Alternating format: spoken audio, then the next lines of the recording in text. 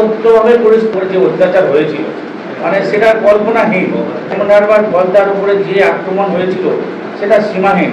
ওটা all over গোটা ভারতবর্ষে এরকম এরকম কোথাও দেখা যায়নি। এরপর দিন আমাদের বাড়ি ছাড়া হচ্ছে, আর যে যে যে যে প্রফেশনাল ছিল, যে যা জব করতো সেখান থেকে বিতাড়িত হয়েছে। বাড়ি এমনকি বাড়ির ফ্যামিলিতে, আমাদের ফ্যামিলি যারা আছে তাদের উপর অত্যাচার থেকে রেহাই দেয়নি এরা। তো সেই একটা বেশি হয়েছে আমার যারা সহকর্মী ছিলেন তার উপর হয়েছে। 21-এর পর 23-এ যে পঞ্চায়েত ইলেকশন হয়েছে, পঞ্চায়েত ইলেকশনে আমি নিজে ক্যান্ডিডেট হয়েছিলাম। আমি ক্যান্ডিডেট হয়ে নমিনেশন ফাইল করেছি। নমিনেশন ফাইল করে যখন আমি বেরিয়েছি বাইরে, আমরা যে ব্লকে নমিনেশন ফাইল করেছিলাম, নমিনেশন ফাইল করতে গেছিলাম, এদের যে এখানে যে তাণ্ডবকারিণী ছিল আসিফুল নামে এক ব্যক্তি, সে যে এখানে রাজ করে বেড়াতো, শামীমের দলদাস হয়েছে যে রাজ করে বেড়াতো, সেই হাসিবুল আমাকে বিডিও অফিসের উপরে যখন আমাদের নমিনেশন ফাইল করতে গেছি, ওখানে উঠে আমার উপরে মানে হুমকি ফের দিতে শুরু করে যে তুই নাম নিচে নামলে তোকে দেখি কে বাঁচায়। পরিস্থিতির মধ্যে আমরা নমিনেশন করেছি। আমাদের আমার আন্ডারে 3টে জিপি আছে, মাতুর অঞ্চল, নবপুর অঞ্চল আর খর্দ অঞ্চল। 3টে অঞ্চলে আমরা চেষ্টা করেছি। ওই 21 সালে আমি তখন এই 3টে অঞ্চলের দায়িত্ব ছিলাম না। আমি পঞ্চায়েতে আমি ক্যান্ডিডেটও হয়েছিলাম। মাতুর জিপি থেকে, নবপুর জিপি থেকে, খর্দ জিপি থেকে চেষ্টা করেছি যতটা পরিমাণে আমরা ক্যান্ডিডেট দাঁড় করানোর, মানে নমিনেশন ফাইল করার জন্য। নমিনেশন ফাইল করে বাইরে বেরিয়েছি, মানে প্রচণ্ড হারে আমার সঙ্গে অশান্তি, মানে মারামারি। সেই অবস্থায় সেখান থেকে পালিয়ে যায়, বাড়িতে থাকতে যায়নি, বাড়ি থেকে পালিয়ে যেতে হয়েছে নমিনেশন উইথড্র করার জন্য। নমিনেশন উইথড্র করার দিন পেরোনোর পরে যখন বাড়িতে এসেছি তখনও মারামারি। একের পর টাকা লোক দেখিয়েছে আমাদেরকে যে আমরা এই টাকাটা দিচ্ছি, নমিনেশনটা উইথড্র করে নাও।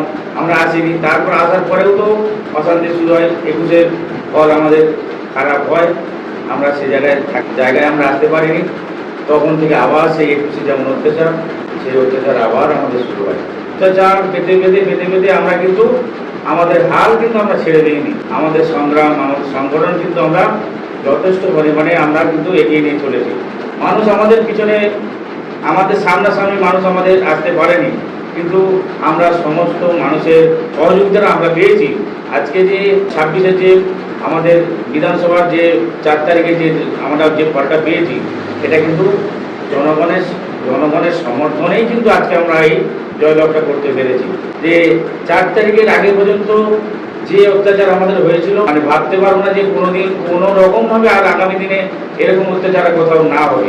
4 তারিখের পরের সিচুয়েশন কি হয়েছে, এই যে সমস্ত ব্যক্তিগুলো যারা ছিল, যারা তৃণমূলের সঙ্গে যুক্ত ছিল, যারা তৃণমূলের সঙ্গে তৃণমূলের দুষ্কৃতীদের সঙ্গে বাড়ি বাড়ি গিয়ে অত্যাচার করেছিল, তাদের ভোটার কার্ড কেড়ে নিয়েছিল, তাদের আধার কার্ড কেড়ে নিয়েছিল, যাতে ভোটটা দিতে যেতে না পারে।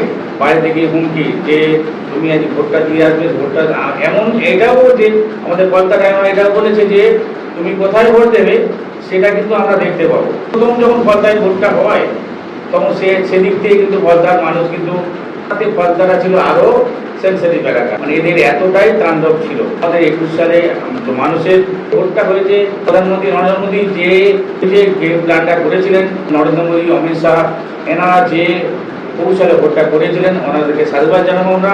আমাদের শীর্ষ নেতৃত্ব ওনারা, নির্বাচন কমিশনার যে ছিলেন তিনি যেভাবে আমাদের ভোটটা করেছিলেন, নিজের মানে সমস্ত শক্তি দিয়ে আমাদের ভোটটা করানোর জন্যই কিন্তু আমরা চেয়েছিলেন যে এটাই তো স্বাভাবিক ভোটটা হয়েছে, মানুষ আমার অধিকার, আমার ভোটাধিকার আমি যেন নিজে সেটাকে গ্রহণ করাতে পারি। আমি কিসে ভোট দেবো সেটা যেন আমার উপরে নির্ভর হয়। আমি ভোট দিতে যাবো, আমাকে ভোট দিতে দেবে না, আমার ভোট হয়ে গেছে, এই জিনিসগুলো হয়েছিল বিগত দিনে হয়েছিল। 21 সালে 23 সালে যেগুলো হয়েছিল সেটা 26-এ কিন্তু হয়নি। যার জন্যই কিন্তু আমার ভোটটা আমি দিতে পেরেছি, রামের ভোটটা রাম দিতে পেরেছে, শ্যামের ভোটটা শ্যাম দিতে পেরেছে। যার জন্যই কিন্তু আমাদের এত বড় একটা আমরা জয়লাভ করতে পেরেছি।